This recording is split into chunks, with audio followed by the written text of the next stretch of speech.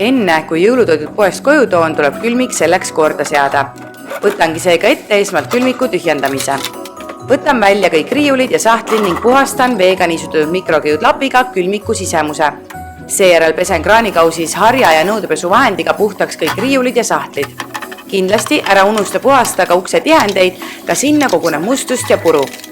Kui puhastamine on tehtud, sordin ära kõik välja tõstetud toiduained, mida enam ei tarbi ja mis on kuupäev ületanud, siis need lähevad ära viskamisele. Nüüd panen alles jäetud asjad külmikusse tagasi nii, et kõik oleks lihtne ja loogiline ning kergesti leitav. Igal asjal olgu külmikus alati oma koht. Kuna nüüd on külmkapp puhas ja korras, siis nüüd Lidlisse jõuluroogade järele. Lidlis leidub suur valik jõulutoite ja piduroogasid. Seapraad, praekapsas, heeringas, piparkookide meisterdamise asjad ja palju muud. Koju jõudes oli hea asjad puhtasse ja korda tehtud külmikusse ära panna.